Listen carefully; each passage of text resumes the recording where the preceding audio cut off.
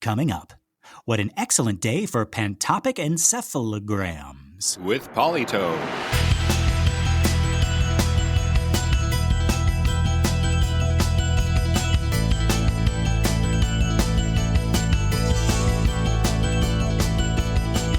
Well, howdy folks, and welcome to Minute 57 of the Exorcist Minute, a show where we endeavor to examine, extrapolate, and excavate The Exorcist, minute by terrifying minute. My name is Lester Ryan Clark. And I'm Kynan Diaz.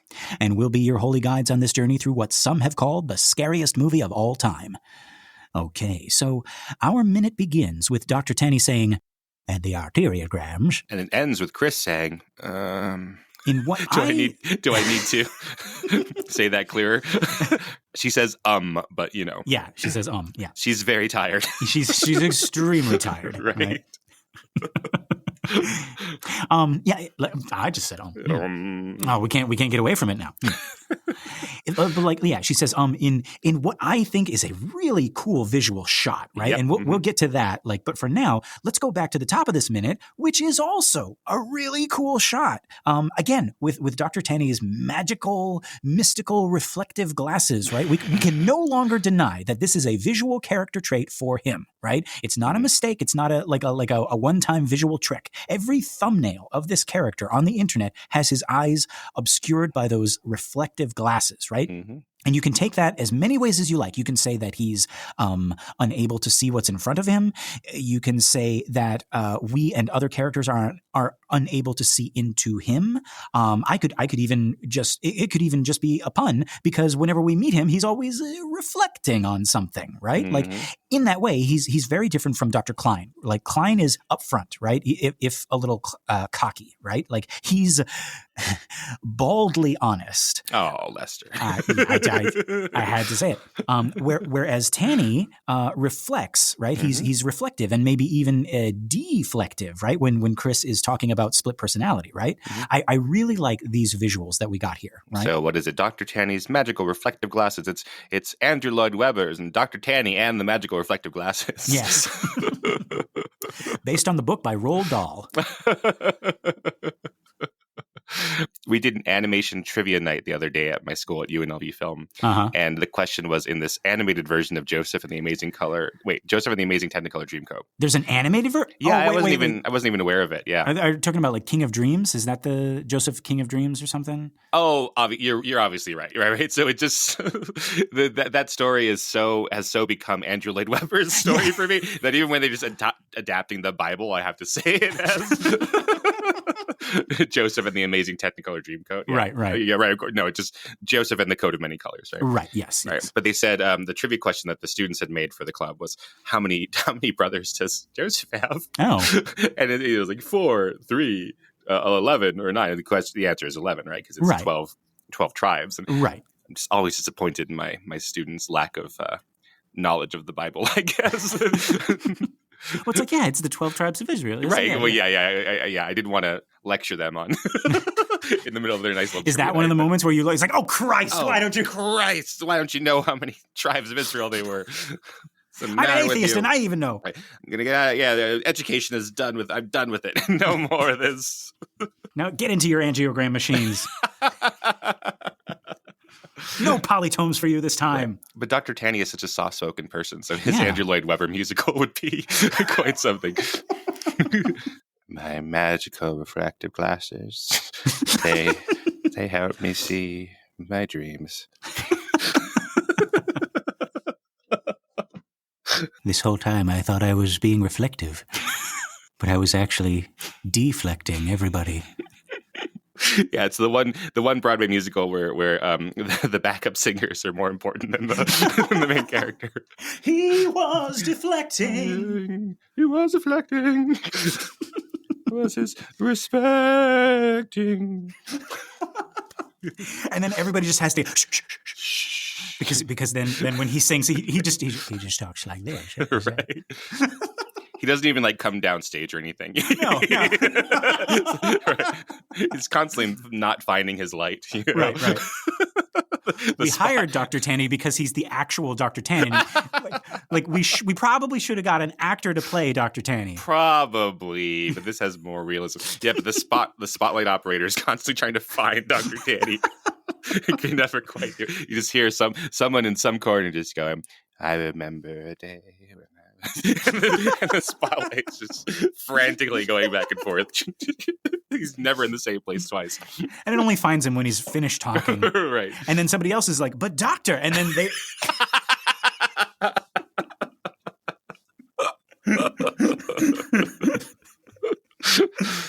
Oh, God. Okay, we need this. And you know what? You know what they'll do? They'll make a horrible CG remake.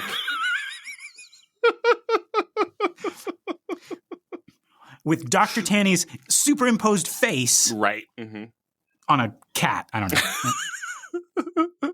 know. Yeah, cats will be out, but by the time they make that, people have seen Andrew Lloyd Webber's or Tom Hooper's cats so much, they're like, oh, no one likes cats anymore, and we're gonna have to find the next. So everyone's gonna be on to maybe not a groundhog, because groundhogs actually make noises. So maybe right. like a turtle. Turtle mm-hmm. replace cats and they just sort of sit there. Oh, Dr. Taney would be a perfect turtle. Yeah. Listeners, like they're turning up the volume on their phones. They're just trying. They're like, what? Right. It's just, oh God. Okay. Anyway. All right. But yes, so like these visuals are great. I love these visuals. But in The Exorcist, you mean? In The Exorcist, right? Let's get back to that. Yeah, we're not talking about like what this even would be future musicals. Yeah. Yeah. We before we even write the play, we're already thinking about the movie adaptation. That's our problem, and we're already hating it. It's like, all right. So why don't we talk about? We're talking to each other. Like, Kynan, we never should have like allowed this to happen. We never should have allowed ourselves to be seduced by all the green and all the dollar signs. Dr. Taney and his magical, wonderful reflective glasses should have stayed on Broadway, and that's that. That's that. Yeah, if that, right? Yeah, you could see why it would do really well on like at high schools because it's very simple stage design. It's mostly, I guess, as we were describing, it's mostly just a black stage with a single spot. That's how we were describing it, right? That's how you were seeing it. Yes. They ruined it in the movie by doing the CGI doctor's office. Right, we don't need to see any of that stuff. It's the theater of the mind. We're looking at Dr. Taney's soul, okay? I don't want to see his stethoscope. Right. The actor can act it. Mm-hmm. Well, anyways, why don't we talk instead about William Friedkin and William Peter Blatty's The Exorcist? Oh, The Exorcist. Okay, yeah. I've heard about that movie, yeah. Mm-hmm. Okay, so this minute right here, guys, minute 57, which starts at like 56:00, shows us a good deal more of Taney's eyes than I think we've seen. Even when he goes to see Regan, like a couple minutes before this, right? Mm-hmm. And there's no reflection on his glasses, but he's far away. And I even remember, like, I made a remark about like how Taney is like the only person in the world who can squint with his eyes wide open at the same time, right? So his eyes are always hidden from us until they're not.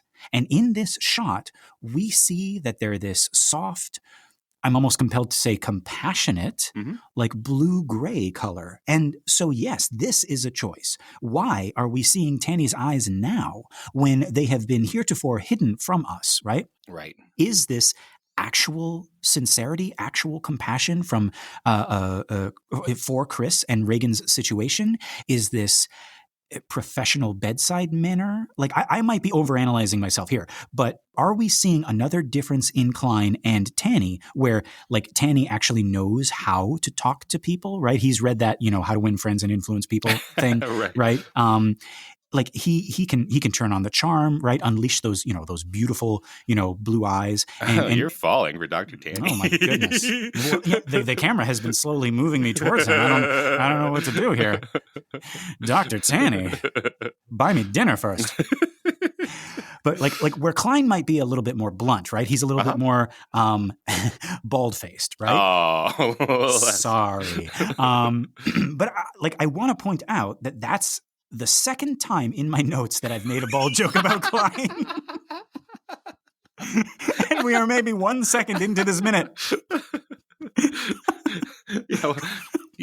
Klein's like, where's my musical where I get to be a race car driver and I win Le Mans '66 and just drive around France and take it home for the Americans? Where's that? He is a character in Dr. Taney's musical, and his theme is just the sound of slapping on bare skin. It's just like, jeez. It's like, so he's like Peter and the Wolf, and that's his instrument.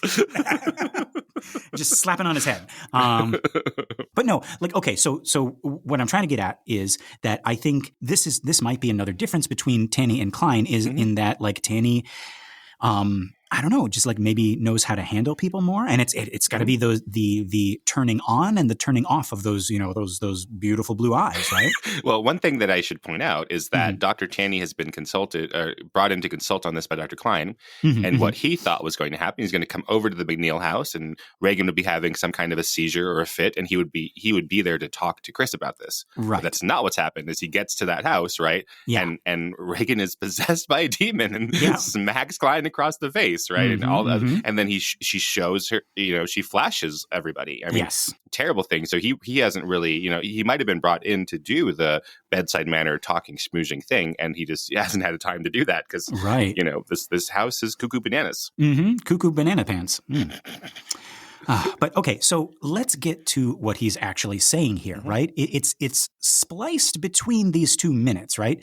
What he actually says is, what we missed in the EEG and the arteriograms, multiple, could conceivably turn up there, right? And then he turns to Klein as he finishes that line. And just that added conceivably, like, that's honest at least, right? Like, even if it's not very hopeful, like he's reflecting, he's wondering what this could be, right? He doesn't say it will turn up. Right. This is simple. This is a very simple case. He doesn't say that. No. And then we get this really cool shot. God, this minute is filled with cool shots. Like, actually, I was looking ahead and we got like a string of really cool shots that tell us a lot in a single frame, but also are just like beautiful to look at. Right? So now this one, we have Chris in the foreground. We are closest to Chris, and she is almost completely in the dark. We see her silhouette with just like the barest hint of light and texture within the shape of her, right? Right. She's kind of between us and the window. Yes. That's lighting Dr. Taney and making him look fully formed, three-dimensional, not silhouetted, but we have she's almost completely silhouetted, right? We sort of have this wraparound light. Yes. So we can say that she is in the dark about what's going on, but we can also say that her own light, her hope for a solution is going out, right? So yes, she is slipping on that spectrum from hope deeper into that opposite, that of despair, right? And because she is closest to us, we are with her in those feelings. So we may be a little less in the dark about what's going on, right? Because we sat down and we're watching this movie called The Exorcist, and we know about Captain Howdy and all that, but we are still in the dark about how or when or if we're going to find a solution. Right. I was going to, we did a little mini talk when we introduced like our composers, right? A little mini talk when we talked about Dick Smith, the makeup person. Yes. I was thinking that we were going to save introducing Owen Roizman, the cinematographer, who was a big deal, he just passed away, for the most famous shot for the movie, which is this incredibly difficult a piece of lighting and camera work that he's done there. But just to point out there that this is an incredibly important cinematographer, Owen Roizman, who was also the cinematographer for Friedkin's The French Connection, which is a very different type of visual strategy. And then also later on, Sidney Lumet's Network. So yeah, we'll talk about him when we get a little more time to just focus on a shot that really is just like,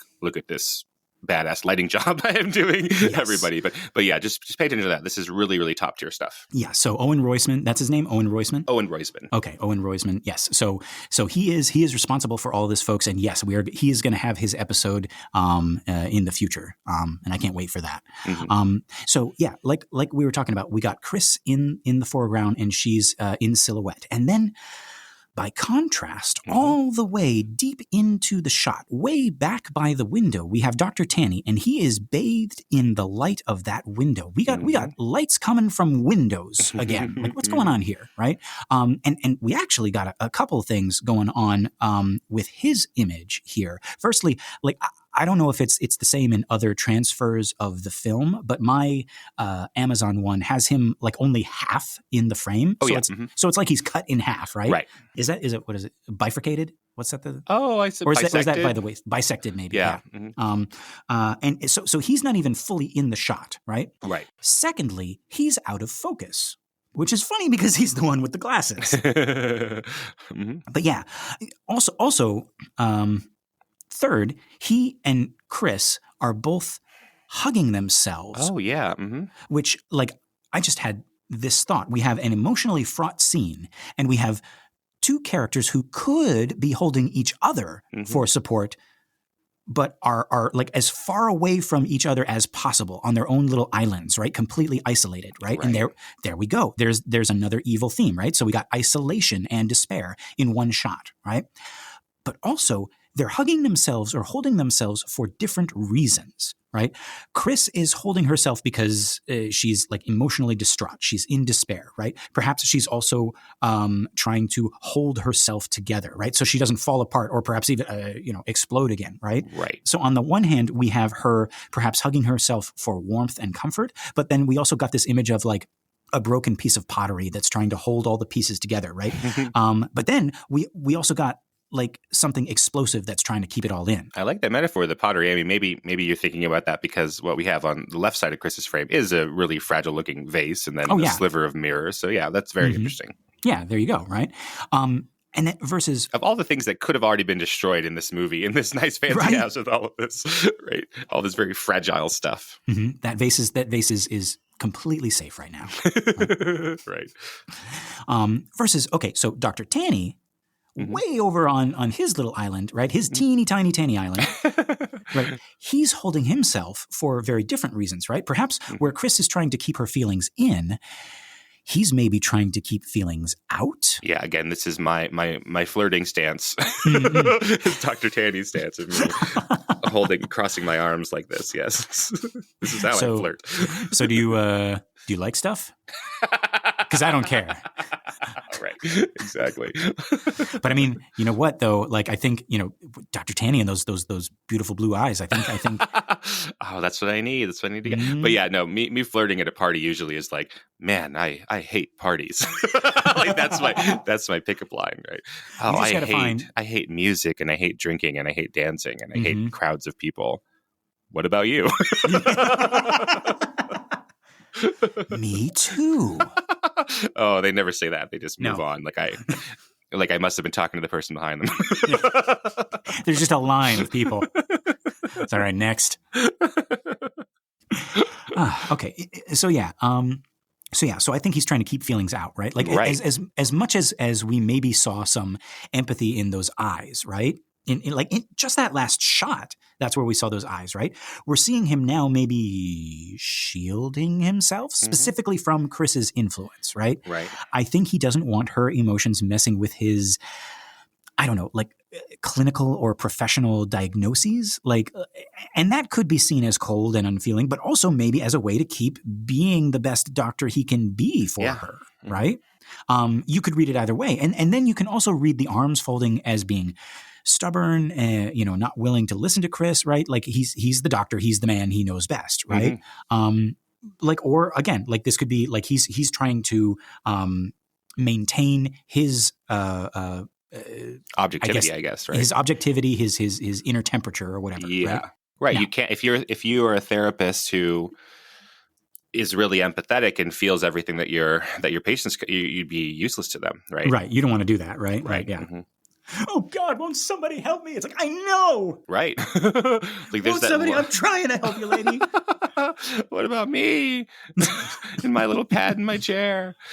That couch looks really comfortable. This is like an actor. Even I mean, I guess in both of our careers, acting and teaching, or even writing, right? Mm-hmm, We need to have some sort of empathy, but there has to be a line. If we were really feeling with the characters that we wrote were feeling, then we would not be able to function enough to write stories. It would be a long series of very, very bad days.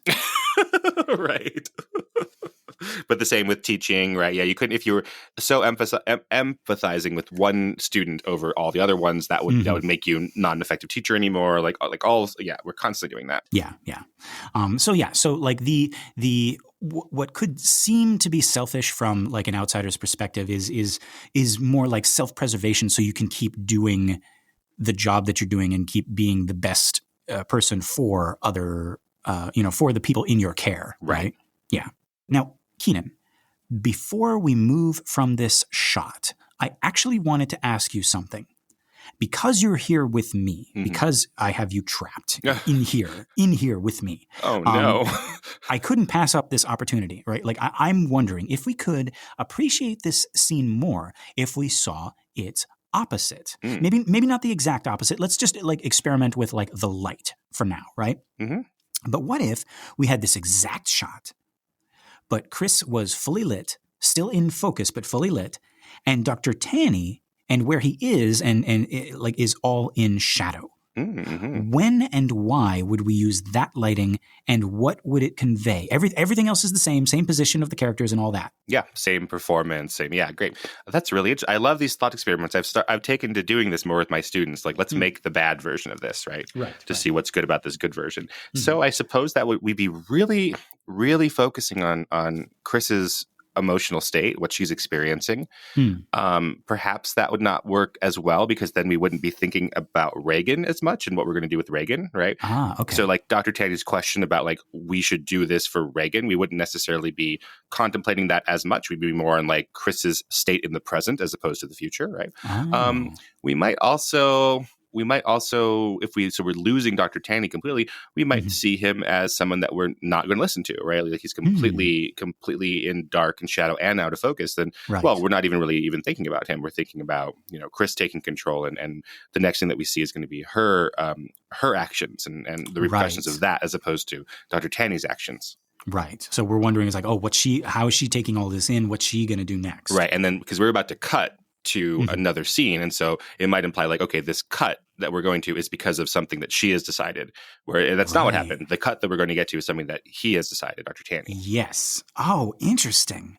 Oh, I really like that. Thank you, Kynan. And so that just reaffirms that this shot that we got in the movie is the right shot for the scene, right? Right. It is calculated. It is 100% intentional. Nothing is not thought of or considered. I love that. Simply by looking at the opposite, we can see how well this works. That's the dialectical we're talking about, right? Yeah, that's Soviet film theory, baby. Right? We look at the opposite of it. Yeah, I think we've said it before, but just to reiterate here, like David Fincher says, when you're starting out, you think that there's 1,000 or 1,000,000 different ways you could shoot a scene. And he says, I don't think so. He's a professional. He's much more advanced than you or me, right? And he's David Fincher. But he says, I don't think there really are thousands of infinite options of how to do this scene. There's really only two, and one of them is wrong. Right. So I like that. And then, okay, so to add to that, right, like we didn't even mention, right, this is a moving shot. We are moving in closer to Chris, albeit like very like subtly, right? Right. So Dr. Taney, who's only half in the shot to begin with, is slipping out of the shot until he's completely gone. And I sort of like how like it starts with him. He had just turned his head to Dr. Klein. And then as the camera is moving away from him and the right edge of the screen is sort of like eating him up, he turns his head back to Chris, almost like he's drowning and he's trying to stay afloat, right? Like, but then he gets swallowed up by the void, and we're only with Chris. Right. And it's this quiet moment. Perhaps Chris is doing some reflecting of her own, but that is interrupted rather rudely by another J cut. Is it? Right. Absolutely. Yay. The cut is the up and down line, and then the sound is coming from the right on the timeline. That's a J cut. Right. So the sound comes first. As opposed to an L cut, right? Yes. Right. Awesome. Oh my gosh. I'm trying to. We're doing it, Lester. We are. We're doing it. You're playing with us, Peter. Oh God, what's that? That sounds terrible. That's from Hook. Oh God. I like out of context, you're less disgusted. Yeah. By when I say it's from Hook, and then you're like, oh. I don't really like Hook. I have this problem. So I'm going to admit that I'm wrong about Hook because all of my friends love Hook. So I'm just completely wrong. So you like Hook, obviously. Yes. I like Peter Pan, a lot of Peter Pans. There's something that was wrong with me as a child, Lester, where like those 80s and 90s fantasy movies that all of people my age, you included, loved. I was just too old of a soul or something to them, so I never took to them, and I always thought they were just disgusting. So all those movies. So again, I'm saying I'm wrong, but all those movies from our childhood that everyone loves. So Labyrinth, gross. The Dark Crystal, the Never-Ending Story. I'm including the Goonies in that, even though there's no magic. I was going to say Goonies. Right? Oh yeah, exactly. Willow, Legend. Just all of those. I'm just so grossed out by the whole thing. I'm like, these are just dirty looking, gross movies full of gross little characters. And it's always like they come up and like, it's like, hey, I'm a new gross character for this scene. They're like, I don't want you. I have enough gross characters in my party, let alone you as an NPC gross character coming in. There's so much foam rubber in this frame. We don't have room. And obviously, I like a Muppet, right? Yeah. But most of the Muppets I like are clean. Even Oscar the Grouch looks cleaner than cleaner than Hoggle. Oh, what the hell is that? Hoggle is from Labyrinth, which you would know if you loved it like everybody else. What disgusting fucking little guy is Hoggle from He's Labyrinth? He's the main fucking disgusting little guy. What? What do you mean? Yes, that's the one that's voiced, I think, by Brian Henson. Yeah. Wait, is he the giant ugly dog thing? Or no,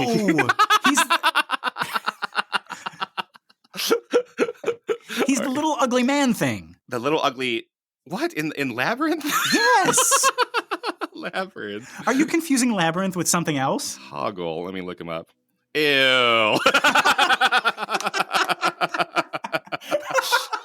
I don't like this guy. So this says Hoggle is the deuteragonist of the film, which I hate that term, by the way. The what? The deuteragonist. So like it's like protagonist, antagonist, right? That makes sense. Right. Deuteragonist is this stupid made up thing that just like the second lead, but they're not the protagonist because they're not the one to actually. Because Sarah is the protagonist, right? So okay. I hate that term. I don't remember this guy.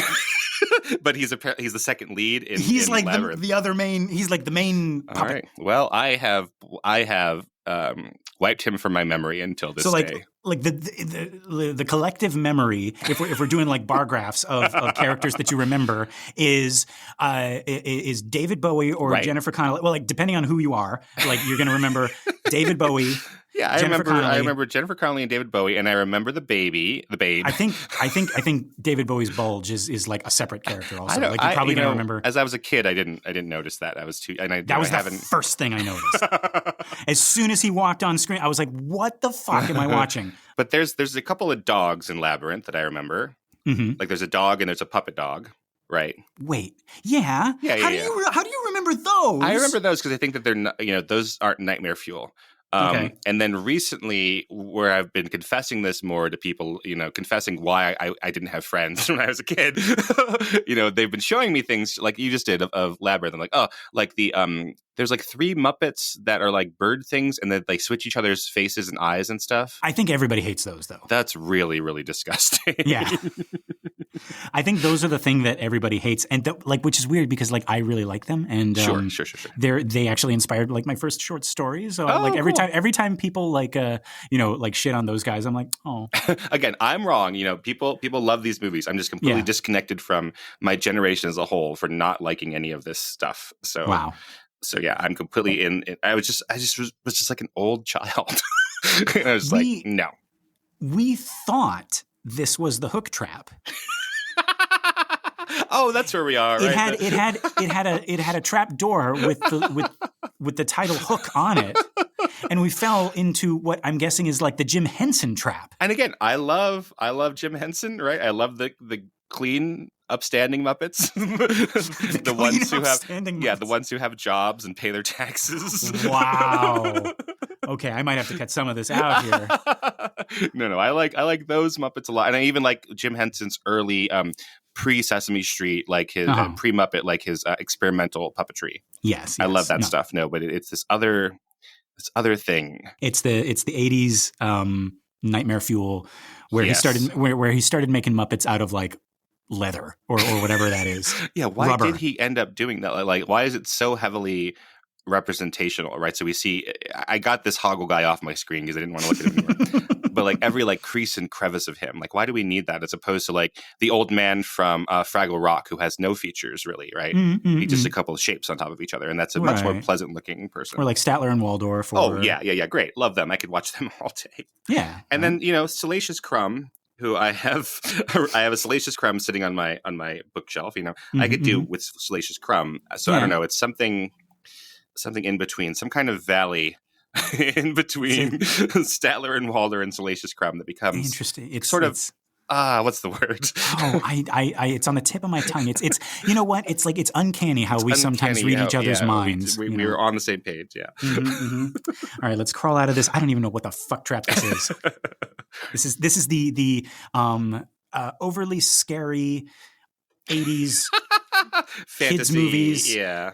Like not necessarily limited to Jim Henson because Hook is in there. I mean, Hook was the 90s. Where I know, but that's 1991. I mean, that's not, okay. I'd say that's part of the same thing. But yeah, Hook was not for me. It's just not for me. All right. Well, we're out of there. Phew, we barely made it. And yes, if you would like to complain to Lester about my tastes, please write to the exorcistminute@gmail.com.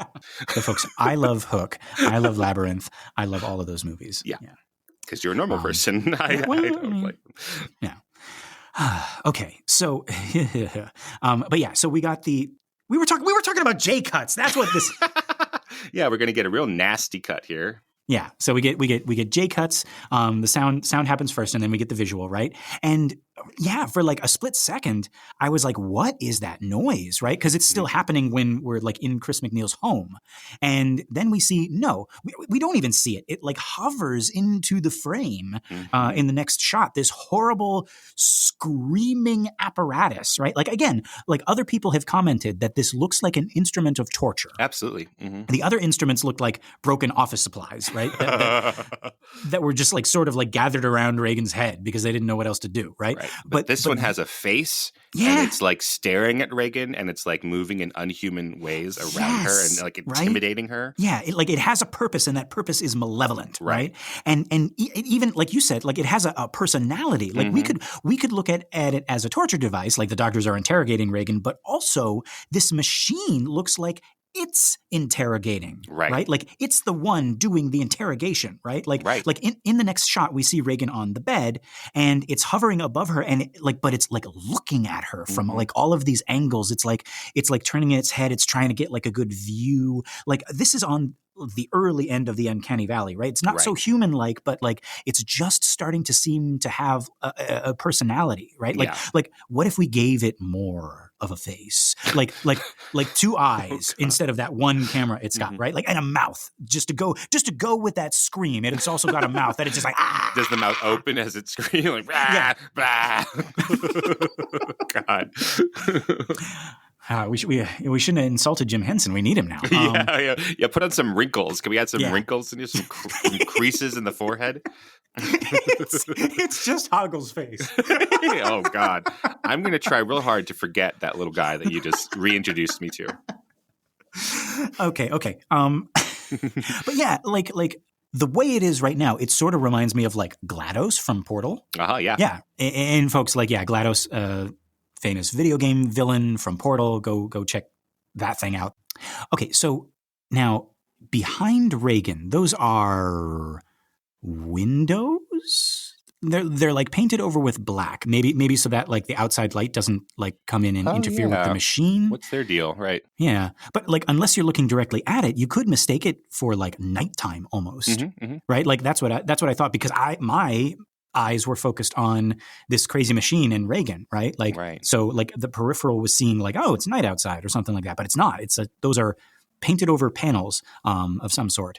And then we have this very yellow wall. It's not quite yellow wallpaper, but like I know where Do you're you going. think? Yeah. Do you think that's like a? Do you think they were maybe thinking so for our listeners, right? Yellow Wallpaper is his famous short story. It's like this brilliant feminist piece by American writer Charlotte Perkins Gilman, first published 1862. It's basically like this. You have This woman here is 1892. 1892. Yeah, isn't it? You said 62.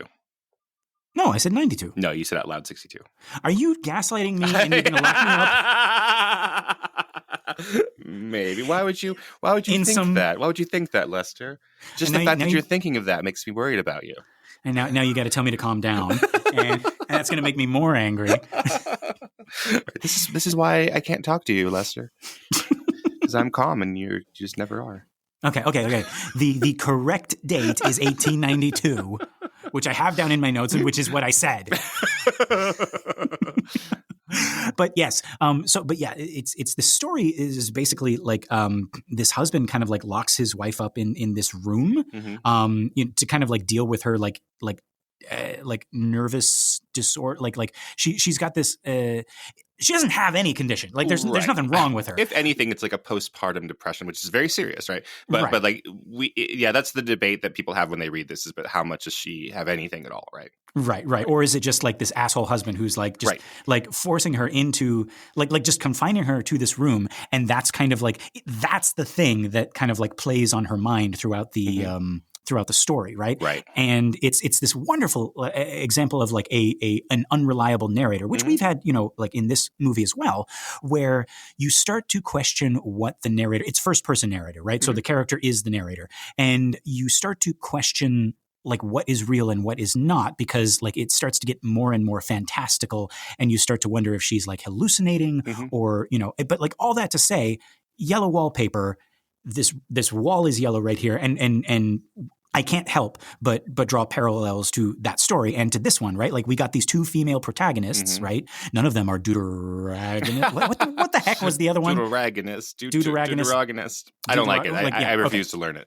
Yeah, we got two female protagonists being medically mishandled and put through hell to the point where they're sort of doubting their own reality. Right. So we have Reagan, who is slowly transforming or merging with this other personality. I don't know if this yellow wall was necessarily meant as a nod to that, but it made me think of it. Yeah, right? Exactly. It doesn't have to be meant for that necessarily, because the filmmakers have chosen this wall. It probably already existed there.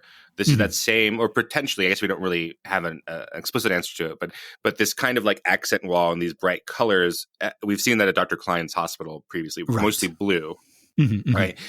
This color is just so gross. So again, I'm like complaining about all my aesthetical issues.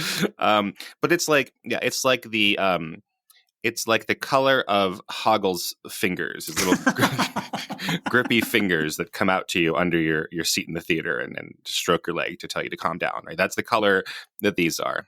And so like the Yellow Wallpaper idea, when you read the Yellow Wallpaper, I'm always sort of wondering like did someone choose yellow wallpaper, or is it like, we're up in this cabin sort of in a rural place or a house in the middle of nowhere, right? And it's the wallpaper was yellow, but the sun has turned it. The wallpaper was like white, but the sun has turned it yellow, Oh, because like this sickly sort of color, right? Like that's the idea of it. It's gross, right? So was it? Yeah, like you're saying like was it like bought and applied and sold as like yellow, right? Like colored wallpaper, or is it like discoloration? Right, but something about it has turned it sickly and gross. Either time or even the narrator's her sense of perception, right, has turned it sickly. This here is probably a pretty freshly painted 1970s wall. Yeah, but like how could it not turn you crazy looking at this disgusting color of yellow? Just nasty. Yeah. And I do like to that point, Kynan, I think on the one hand, yellow is just kind of like a gross color. Like the right shade of yellow is nice, canary, big bird yellow. Okay, sure. right. But yeah, back to Jim Henson again, yeah. Yeah, but this is not. Right, yeah. I do also remember reading somewhere, like if we're talking about colors and their meanings in fiction, that yellow has been associated with insanity.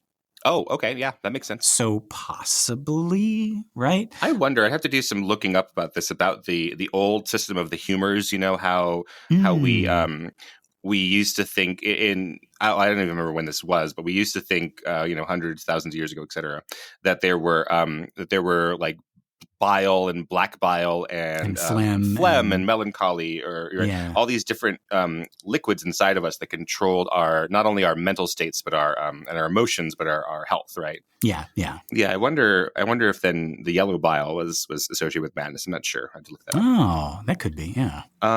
But, even evolutionarily, right, it's one of these hard to test ideas, but like where our aesthetics come from, where we tend to think of blue and green as being pleasant colors to be around, right? Yes. So we're sort of evolutionarily designed, like, let's pick a house. And what are the most expensive, more desirable houses? Well, they are high up, which is, evolutionarily, potentially because of safety. We can look around and observe what's coming towards us, right? So houses on a hill, houses, with a view, and then also houses with a view of, say, the water and greenery, etc. And yellow is the color that we associate with, desolation or, the lack of plant life. Right. Things spoiling. Right.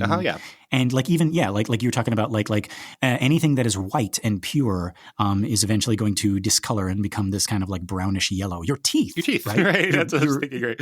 Your bones, right? Like when you're dead and rotted away, right? They're gonna get yellow and crumble into dust, right?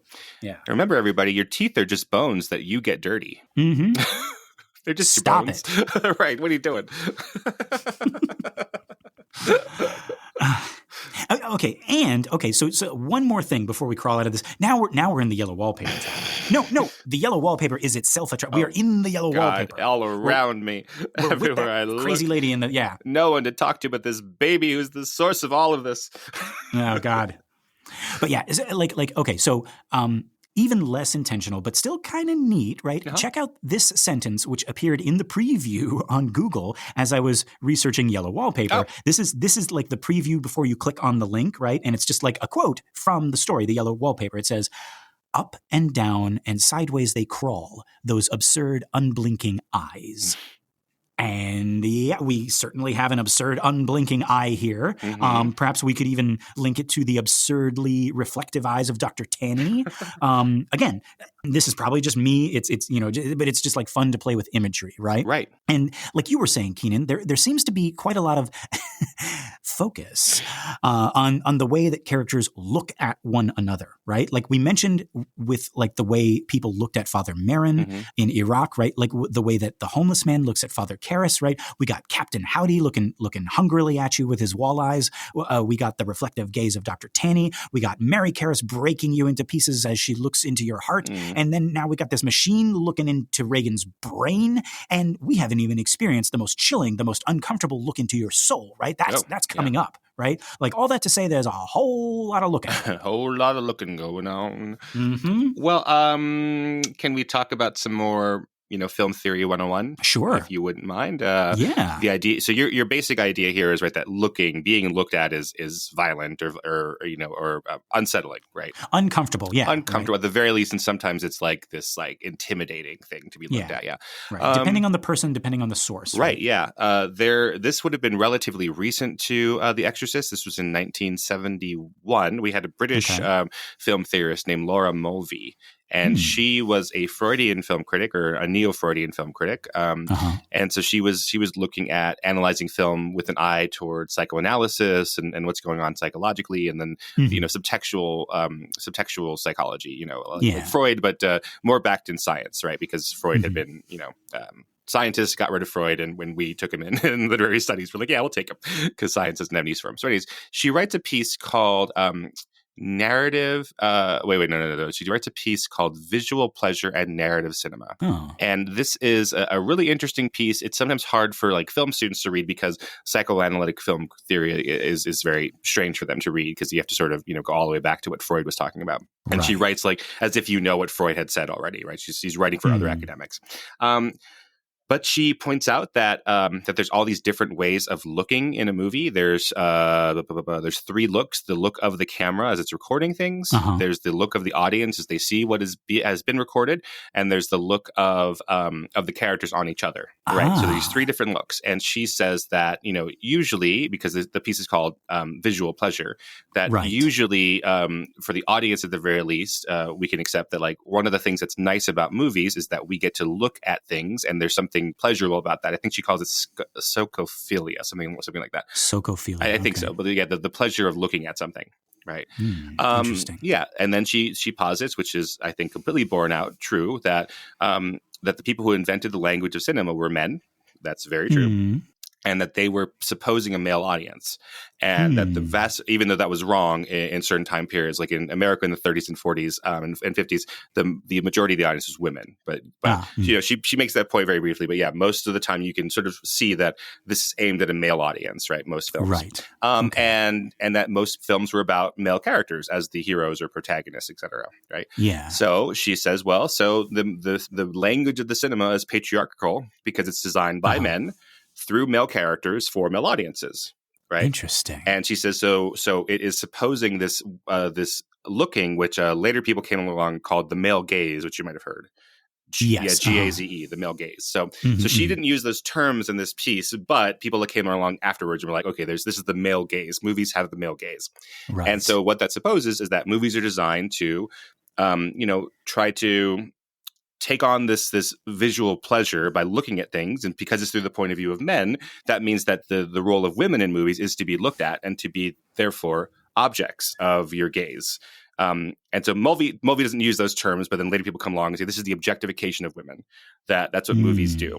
So the entire in this concept, which is no one has come up with a really strong counter argument to any of this stuff that Mulvey and the Mulveyites have written about. But the basic idea that like women are generally objects to be looked at. If you talk about like the plot of a movie, women are typically objects to be won. So we have like the man wins the big race, like he's a race car driver, like Dr. Klein. Right? Yes. He's a race car driver, and because he wins the race car plot of the movie, he gets a girlfriend. Right. Which is so incredibly common. We don't even think of it as anything. Like, that's just so exactly what happens, right? Rocky wins the no, he doesn't win, but he wins. That's a little bit different. Rocky, Rocky gets he wins Adrian. His own battle, right? Exactly. Yeah. But yeah, exactly. That in the misremembering of Rocky, you did even though you love Rocky, right? Yeah, Rocky wins the big fight. He gets Adrian. It's actually sort of opposite in that movie. But anyways, we're so used to that, right? You solve the mystery, you get a girlfriend, right? You win the war, you go back, you get a girlfriend. So not only are women in movies like objects to be won as a victory for solving the A plot, it also means that they have to be, because the nature of visual cinema, they have to be prettier than the male that we are supposing is in the audience, right? So we start selecting for beautiful women and average looking dudes, and that would explain why that happened, which I think is objectively true, right? That to be a female actor means you have to be gorgeous, and male actors can be look more like the real world. Right. Yeah. So anyways, that's the idea of gaze. So some people would say that, the idea of the male gaze, or just shortening it to the gaze of the cinema, is in of itself violent or unsettling.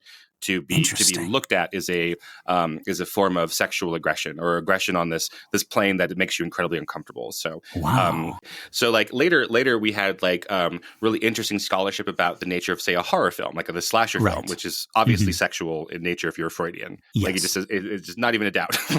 Like there's a reason we stab people in horror movies and we don't shoot them. Right. We don't strangle them, or we stab them. Right. It's Freudian. And so Linda Williams talks about that, about how that the slasher film, or those types of movies like Halloween, they use the gaze, and it makes men in the audience incredibly uncomfortable because they are being objectified the way that women are used to being objectified. So to see like a Jason or a Freddy like stalk a dude in a dark hallway is to feminize them. And that's really deeply unsettling. And then, to castrate them with a knife, or to penetrate them with the knife. And it makes it, I don't even want to think about that. Very interesting. Oh, my gosh. I remember, I believe it was Ridley Scott talking about this with Alien. Talking about how, like, he purposely, he said, I want to get it. Hang on. Okay. I want to get that quote. Hang on.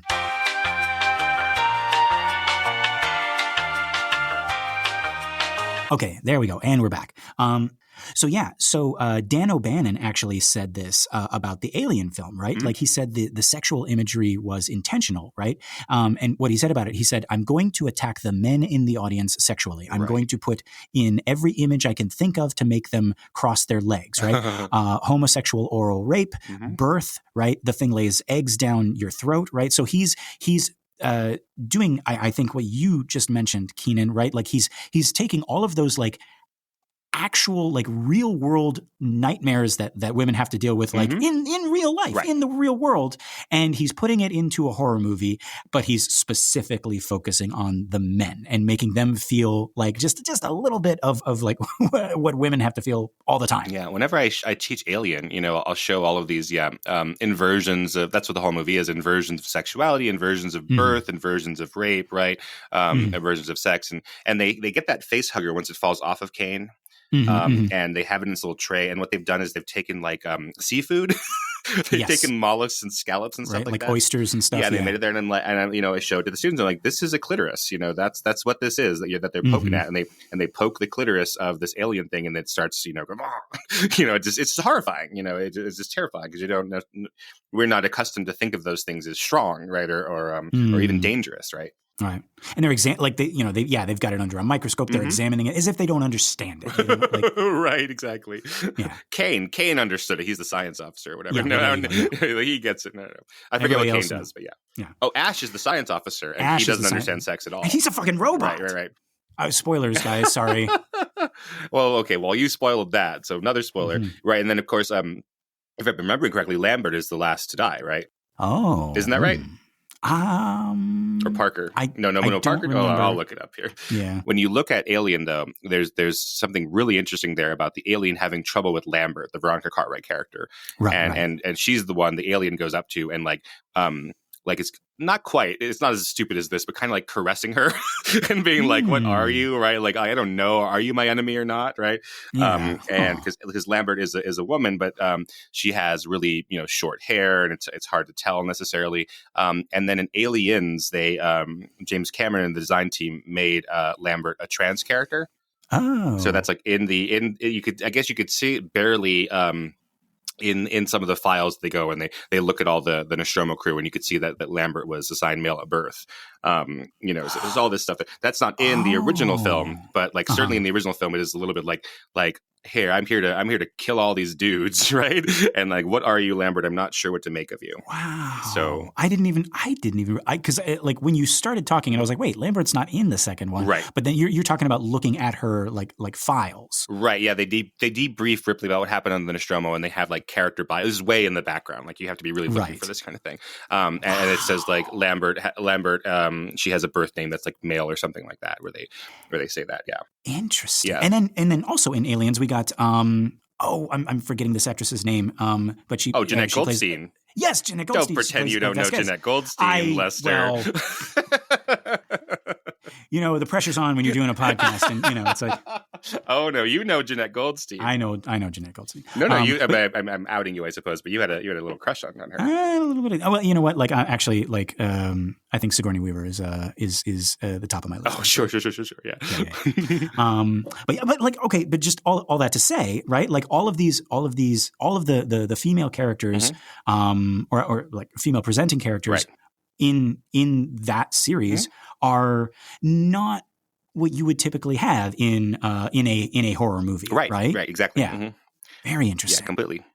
Wow. But anyways, that's the gaze, the G-A-Z-E, the male gaze, and again, so the filmmakers of The Exorcist wouldn't necessarily been thinking about the male gaze because Laura Mulvey's ideas were pretty much coming out and being published as Blatty was publishing the book The Exorcist. So, but Mulvey is pointing out this tendency in film that existed well before that, from the beginning, that the camera looks at you and you're objectified, and it tends to look at women, and it tends to have these shots of looking. How many shots have you seen of in a movie of a woman being introduced? We start at her ankles, and we have the camera go all the way up her legs into her body and to see her face. And how many times do we do that with the dude? No, I can't even think of a single time. Right. No. Yeah. Interesting. Wow. And I mean, like, speaking of looking at a character as if they were like, I don't know, like a specimen or something like that, right? So we got this. We got this weird mechanical eye thing, just like looking at Reagan as if she is like some kind of like specimen laid out on this table. Yeah, right? he's going awooga. Yeah. Oh, jeez. Like very mechanically, right? Right. Like that's just the noise that the machine makes.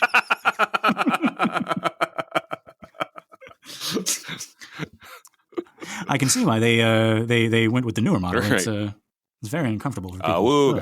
Awooga. God. But yeah, okay, so we cut from there to a close-up of Reagan, and she is secured on, yes, what I can now see is not a bed, but it's some sort of slab in an even more uncomfortable and undignified manner than in that previous hospital scene, right? Like this thing holding her head in place could not look more medieval if they tried, right? It's literally just a vice squeezing the sides of her head, right? Like you're right, Kynan. This really wasn't a time when we would like dress up medical devices to look like anything other than like what they were. Right. Like we hadn't quite gotten the memo yet that like people don't like being treated like specimens or captives, right? There's no dignity. There's no hint at all that this device is for a human being, right? And then on top of that, this is really adding insult to injury, or I guess injury to insult, right? It looks so painful. But then also, I have no idea what's hurting her. Kynan, like what's actually happening here? Do we know? Like this isn't like before, like she doesn't have stuff like stabbing her in the neck, right? Like there don't appear to be any needles, at least from what we can see, but she's clearly in pain, so much so that she's sweating, right? That's like she's been doing it forever. Like she's been in this process for a while, right? At first I thought like maybe those were tears, but like no, because it's like it's on her forehead, her hair is wet, right? And again, like her face doesn't tell me she's been crying. Rather, it tells me that she's been like holding back, right? Trying to put on this brave face like before, right? But then this machine is like testing her limits, like, but how, right? Like that's what I don't understand. And I also thought like maybe because it's so loud. I remember when I was like little and I was watching this movie and I was thinking like those clamps on either side of her head were actually like speakers, and they're just blasting noise for some like what medical reason would you be like we're gonna break this girl's eardrums? I don't know. Oh but God. I mean, is it worse that it looks at this clamp as like that's what's holding her to this table? She's also strapped by the arms or something, right? But it feels like she's like it looks like she's being held by the head, and that's what's keeping her there, right? Because it is a vice, right? What else is this? It's a clamp, yeah. Okay, so I actually jumped back onto Google and I tried to find what the hell we are looking at here. And would you believe it? The only place I could find where they differentiate between this procedure and the previous one was YouTube. Someone named Linda Blair Fan. Linda Blair is one word and then fan is another word. Cool. Uploaded this specific clip and titled it "The Exorcist - Reagan Has Another Test." And actually, it was in the comments where people were saying the previous scene was a pneumoencephalogram. That's the one with the needles and sucking that out. Yes. Okay, great. Right. And this scene is a Pantopaque encephalogram with a polytome. Of course, a polytome. Duh. But okay. And this is where my descent into madness and obsession begins, folks. When I made this goddamn podcast, this cunting podcast, I promised myself that I would do my best to get the facts, and this was the loose piece of rock that crumbled under my feet and sent me tumbling down into the medical trap. And at the last moment, I grabbed your leg, and now you're coming down with me. Okay. So you feel compelled to even answer all of these questions about what this 1970s medical equipment is? Yes, because Kynan, in my sleep, right, in the deepness of my sleep, I'm just hearing like 1 star. These idiots can't even tell the difference between a pneumoencephalogram and a Pantopaque encephalogram using a polytome. They call themselves Exorcist fans. What a bunch of losers! What a bunch of posers! Unsubscribe. Well, joke's on you because I have plumbed the depths of this medical trap. I have drained my own brain fluid, and I have filled it with helium to elevate myself to a higher consciousness in order to learn this stuff. And all it cost me was a few brain cells, some precious childhood memories which have been overwritten, but that's fine, okay? That's fine. All in the name of science. No, what am I saying? All in the name of this goddamn show where we examine, extrapolate comes first. I forgot the intro to the fucking show. I hope you're happy. Right. Yeah, I hope you're happy. The joke's on you, people at home who hate us. We already hate ourselves. You have no power here. Wait, you knew what you were doing when you did that, right? What? Is it an Exorcist thing? No. Kynan, you're going to love this so much. What? It's a labyrinth. No.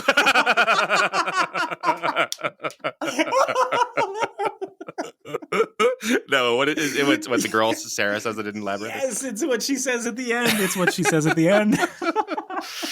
Oh, I never get to I probably watched that movie once all the way through, at least, but I've seen it over and over and over again. Yeah, you said it exactly the way that she says it. So wait, how does Jareth? So she's saying it to Bowie, I suppose, right? How do you know his name is Jareth? Jareth. Oh, he's the Goblin King, and and he's something with the babe. Oh my God, yeah. He leans over to the baby and he says, "That'll do, pig. That'll do." No, he's the voodoo that you do. Yes. Which I just saw I saw the movie that comes from originally, which is The Bachelor and the Bobby Soxer, which is a really strange movie where Cary Grant, Shirley Temple's a teenager.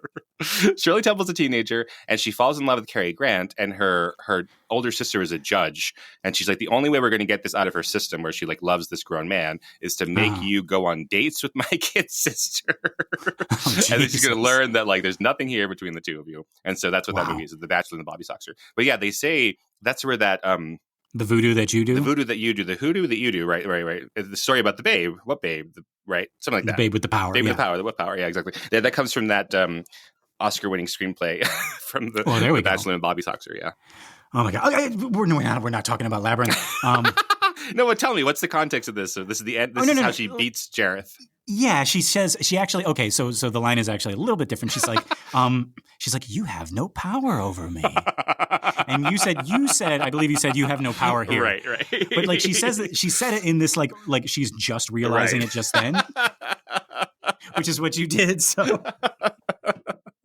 yeah, no, all that stuff is in there somewhere. It's very deep. That's the imagery I'm trying to forget from my childhood that scarred me. You should have just said you did it on purpose. I did it on purpose. There you go. I'll edit all the other stuff out. Okay.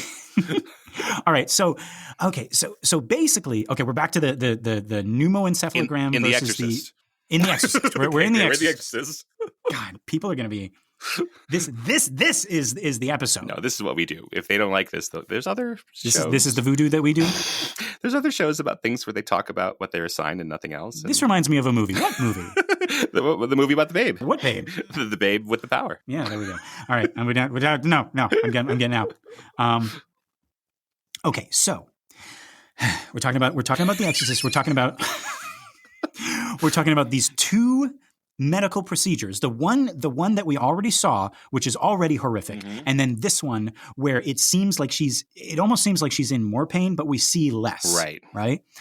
So basically, from what I have gathered, these two scenes, these two medical procedures are almost the same, with a couple differences. So really quickly, let's recap on the vocab, because I think the confusion comes from a lot of those words meaning the same thing. Okay, so arteriogram is what Blatty calls it in the documentary Raising Hell. If you haven't checked that documentary out, check it out. Raising Hell, right? And he is referring to the first operation we see with Dr. Brown gloves and the random office machinery that Reagan is and Reagan being stabbed in the neck with needles, right? That's an arteriogram. An arteriogram is also called an angiogram. That I've heard of. Okay. And also carotid angiography, right? Now, this is something I didn't know until the very end of my research. So I had lots of fun Googling arteriogram versus angiography versus pneumoencephalogram, like trying to figure out the difference between these things, only to find out that most of them are the same thing, right? So and then you have so then this next thing, pneumoencephalogram, right? Again, same thing. Wikipedia says that this is the thing where the cerebrospinal fluid is drained and replaced with helium. Okay. So we're back to that first operation, right? And then Pantopaque encephalogram. So this is where the confusion was, right? The previous scene was a pneumoencephalogram.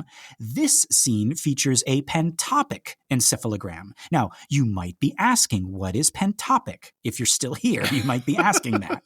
Well, it's the trade name in the US for the chemical dye they use instead of helium. Gotcha. All right. So unless I'm wrong, and I very well could be, the difference between these two procedures is that instead of replacing Reagan's insides with helium, they have replaced it with a dye, which I guess makes her brain show up even better in the photos. That certainly sounds less fun. I'd rather have helium. If I can't get birthday balloon helium in my brain, I guess I'd rather like glitter or something. Well, what about food coloring, right? Like, because then what if she gets to pick the color? She's like, I want blue. I want purple. Right? Right. Yeah. Yeah, but like not that yellow color right there. Gross, yeah. no. But like No. funfetti. I was so bummed to find out. Do you know what funfetti is? Funfetti is like my favorite. Have you never seen funfetti? No. I don't even know what that is. It's a type of cake that I thought was my favorite cake. It's just angel cake or white cake, vanilla cake, and it has these little bits in them, these little sugary bits that are wonderful. Okay. And as a grown-up, I found out that the little sugary bits are just sprinkles that they put into the batter. Great. I was so disappointed. Awesome. And it was like this Pillsbury like trademark funfetti. I was like, oh, this is more fun, but they're just jimmies, you know. See, that's what they should have done. They should instead of calling it what's the word? Instead of calling it Pantopaque, they should have called it Fun Topic. Right. Then she wouldn't be crying like this.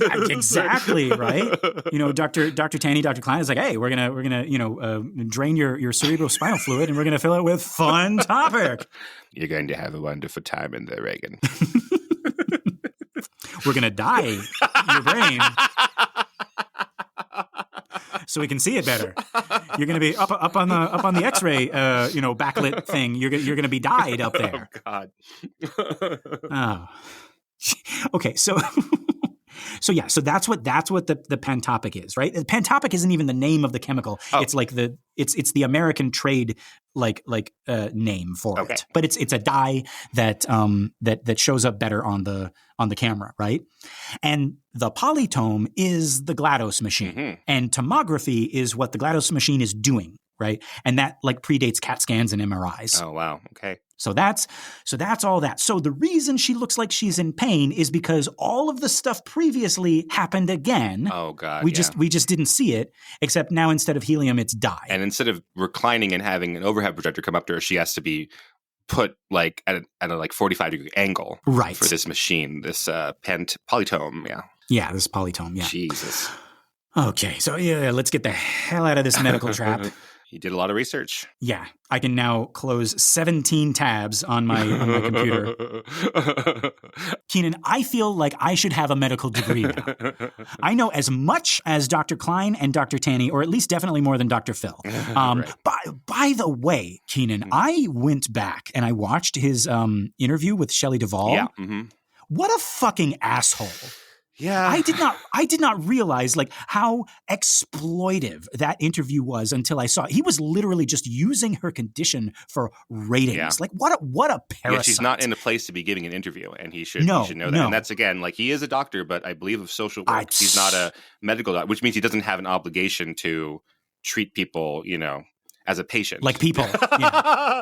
Right. Like, he doesn't have to like, hey, I shouldn't do this. It's bad for her. Like he doesn't have an obligation legally. So now I want him to undergo a Pantopaque encephalogram. With the Polytome. With multiple polytomes. With polytomes. Oh, God. They had to build a special room for that for two of those GLaDOS things going around. Right. So they don't bang into each other. Jeez, right? Not for the safety of the humans, but for the safety of the other GLaDOS. Right. Yeah. And then they're gonna like be in the break room together sipping coffee, right? Spilling tea on all the other polytomes. It's like did you see John? He wasn't like moving and weaving like he used to. Right. Oh, I gotta tell Cheryl about that. He's holding us all back. Yeah. Getting in. They say it's the weakest link. He's got a lot of squeaky wheels in him. I mean, I'm just saying. Well, another day, another. Yeah. Yeah. Wait, no, finish that. Another tortured little girl. Right. Right. You know what they say? Yep, I do.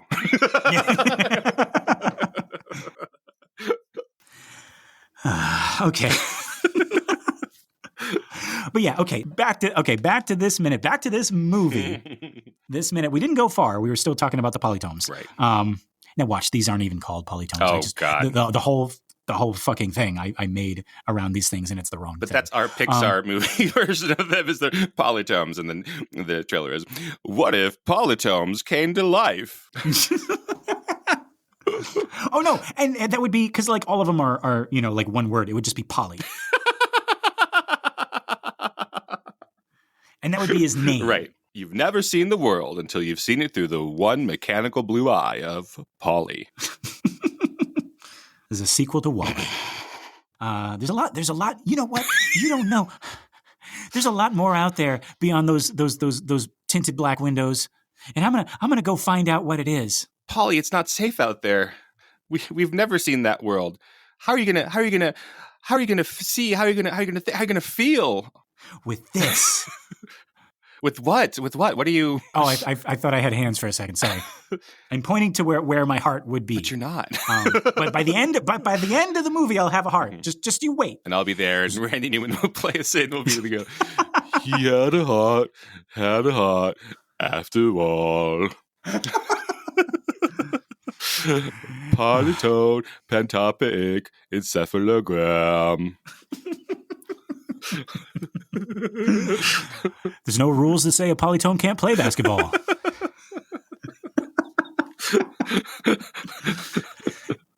All right.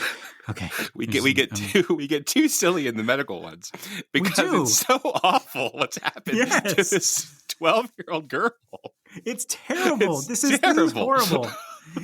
Folks, this is why this is just to keep us like doing this again. I wonder how silly we're going to get like when, like the possession stuff happens. I don't know. Like but like it's with the mom stuff, like Karis's mom and the medical stuff. That's when we start making we just devolve into these like giggling idiots. Right. All right. Okay. So we're back in this minute. Mm-hmm. We cut from Reagan to a bunch of X-rays on a backlit board. I'm not going to look up what that's called. I'm sorry. It's a light board. There you go. Awesome. Thank you, Kynan. It's a light board. And we hear Dr. Klein before we see him. He says, Dr. Taney says the X-rays are negative. We then cut to Dr. Klein as he finishes by saying, in other words, normal. Mm. And we see now that we are in a darkened room. Klein is looking spiffy in his gray pinstripe suit with some splashes of red. So again, right, time has passed, right? Like we don't know how much, right? Is this right after the procedure? It can't be, right?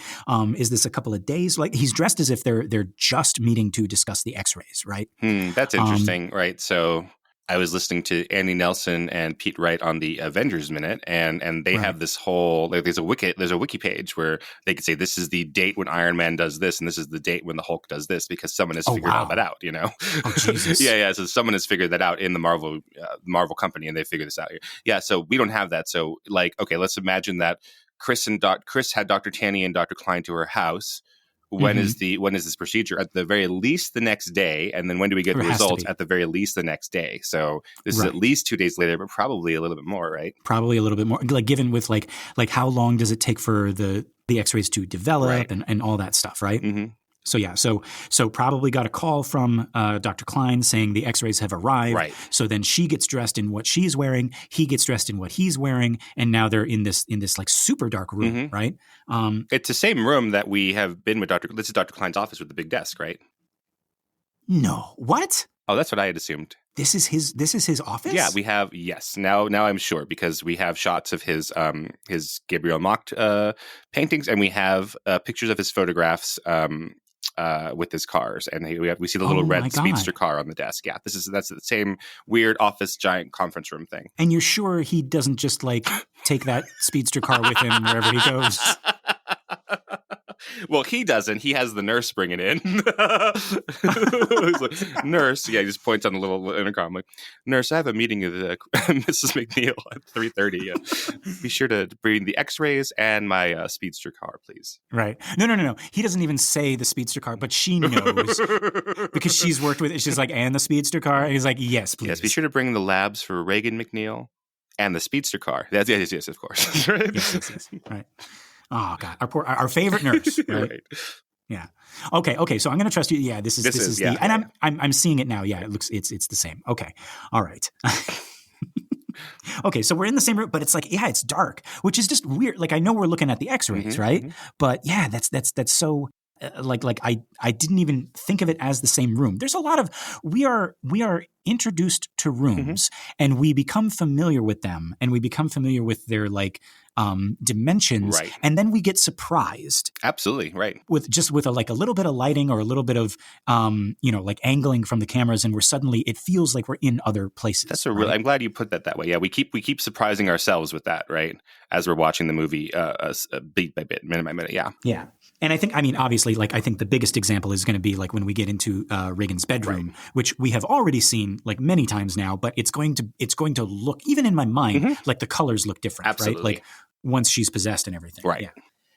Okay. So we then get a shot of the back of Chris's head. She's wearing a scarf, but at first I didn't realize that's what I was looking at. Like, I don't know what I thought I was looking at, but like it took me maybe like a couple milliseconds to realize, oh, this is the back of Chris's head and she's wearing a scarf, right? Like, did you have the same thought? I know what you're saying because I can totally understand that, but I think that we were talking about like the parody of Chris McNeil or the exaggerating one. I do always associate her with this scarf look, with the sunglasses, etc. So, but I totally know this is the first time I guess we've established that look for her. Yes, yeah. So this is like I'm kind of like remembering it as I go. Right. But yeah, you're right. This is her first. If she was an action figure, this would be like, yeah. They would have to make a whole new action figure for this Chris McNeil. Yeah, she's going through her scarf phase in this middle part of the movie for sure. Right. Yeah. You got the Sleeping Beauty dinner party action figure, and then you got this one with the scarf, and the huge glasses, and the huge sunglasses, and the huge glasses. Yeah, right. But yeah, it looks here like she's collecting herself before turning around, right?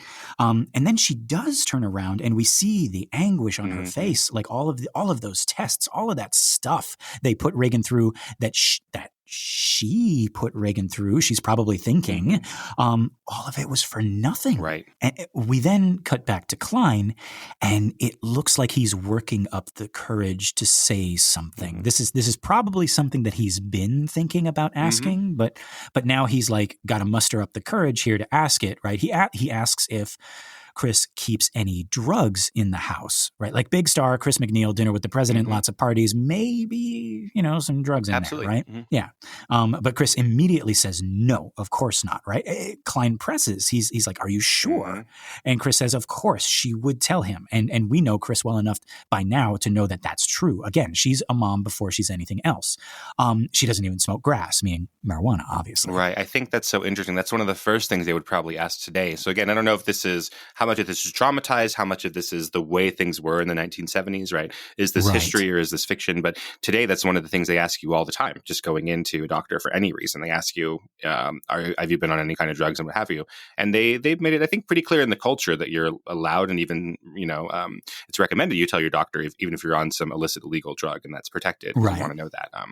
Yeah, and they'd ask, I think, even, a girl her age, they might ask, are you sexually active? And I'm sure that that's like a terrible thing, for the parents to deal with, a terrible thought. But yeah, they also know. And then just like, again, like one more, like it's a necessary thing for like the medical attention that she needs, but it's like, it's one more like removal from humanity. It's like, oh, I'm like an animal. Like I have to be thought of in this way. Right. Like there's another 1971 piece of literature that I would want to talk about, which is this book called Don't Ask Alice. Did you read that? I've heard that title. I've not read it. Great title. Best thing about the book is the title. Oh wait, no, is that I know why I've heard that title now, not because of the book, but it's like, isn't that a song? Yeah. Something? The book is same thing. The book is named after the song, right?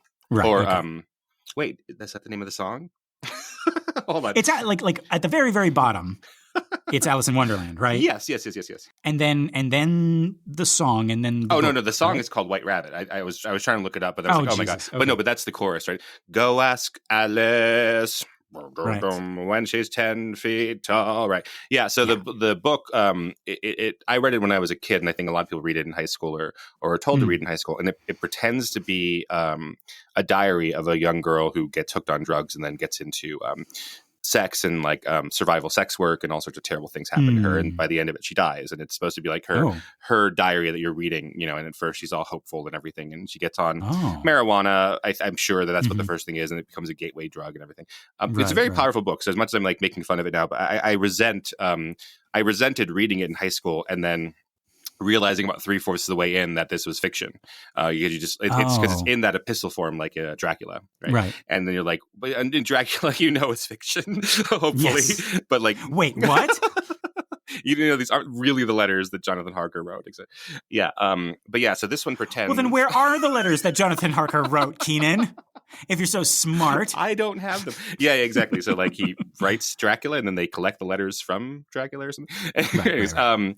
So like this book, it like pretends to be a real document. So it's like we found this journal from this girl. It's anonymously published, etc. And then about 3/4 of the way, I was like, there's no way this girl is writing this stuff, and we're supposed to like believe that she's on drugs, but is still able to like form these cogent ideas about herself. Right. And so I was like, wait a minute, I've been duped. Got really pissed off by this book. But it's still very strong. But then, the trouble with it is that it is going so far in the direction of like the DARE program that we were raised on, right? It's like one puff of pot is going to ruin your life. And it lies to you. Like DARE lies to you and says like, there's going to be these creepy dudes and they're going to come to you with drugs and they're going to force it on you, which isn't how kids are offered drugs at all. They're offered by friends of theirs who genuinely love them. So then you just don't listen to anything the DARE officer says. You don't listen to anything Go Ask Alice has or anything like that, right? But anyways, I was thinking about that in context because that would have been about the time that Blythe was writing this. And so there's probably a big sea change in the way that we talk to kids about drugs. And even like the idea of like, it's not out of bounds for a 12-year-old girl to have smoked marijuana or to pop a pill or even to take acid or something like that. But we're just sort of at the beginning of that. Interesting. Wow. So Chris assures Klein that no, there are no drugs in the house. She doesn't even use marijuana. And then after this, she sinks out of frame. She's sitting down, and we cut mid-sit to, again, just this beautifully crafted shot here. Like we got the X-rays all the way in the back, right? Very bright and pale blue. And we have only one more light source here, this little tiny desk lamp off in the corner. But you see what that desk lamp is illuminating or what it's there for. Oh, wait, no. Hang on. It's Dr. Klein's little race car. There's only one reason for that lamp to exist, which is to make sure there's a light on that Speedster model 24 hours a day. Even when they need to make the room dark to look at the X-rays, right? Right. Because that's important. That's why we're here. But that light is eternal over that little car. This is Miss McNeil. This is Speedy. He's afraid of the dark. So, aren't you, Speedy? Exactly. God, I didn't like Linus with his blanket. This doctor with his little toy car. Yeah, he matches his tie and pocket scarf. Oh my God, it does. I sleep in a race car. I sleep in a big bed with my wife. Exactly. Oh my God. Wow. I didn't even see that. Okay. So we got the desk lamp, right? And we got Dr. Klein in his suit. He's also very well lit, right? Bright red colors popping. And then in the foreground, closest to us, Chris is in silhouette, right? In this despairing pose once again, right? In the dark, once again, alone, right? Like that shot of Dr. Taney, right? Exactly, right? Klein asks her if she is planning to return home soon. And then he has to explain, he says, to L.A., I mean. This is the second time someone talks about home and then has to, like, clarify, right? It happened with Father Marin all the way back in Iraq, right? Yes. In the book, at least, right? With the Arab curator, our Jesuit dean, right? And he says, it's like, you're going home to the States, I mean, right? And it happens again here. I don't know if they're related. I don't know what else home could mean for Chris other than the Washington house. For Marin, I think like it's supposed to mean like heaven or something, right? But like this is it's probably unrelated. I don't know what else like home could mean other than like Chris has 2 houses. Right, but we're going to learn in the next minute again that might not be the case, that she does not have anywhere to go except to stay in Washington right now. Right, yeah. So, but like that's for next minute. So in this one, right, she begins to answer. She says, but that's where we got to break off. We'll hear more about Chris and her plans in the next minute. But for now, that is all I have in my notes. Kynan, do you have anything else? Not about this movie, just about Hook or the never-ending story. Right. All right, take us away, Lester. All right. Kynan, are you thinking what I'm thinking? I think I am, Lester. Folks, until next time, the power of Hoggle compels you.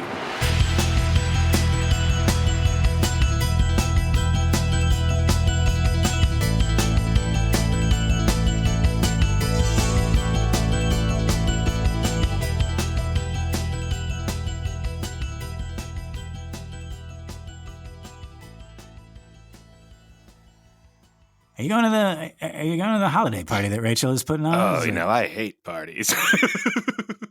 Oh, tell me more. I hate the dancing. I hate the talking to people. Well, this is really attractive stuff you're spitting out right now. Snacks. Oh my God! Like how have we never known this about each other? Now that you take off your glasses with the one lens because we only have one eye, I can see this baby blue camera right here. It's like stunning. Anyway, I don't know why we're holding coffee cups. We don't have hands. Yeah.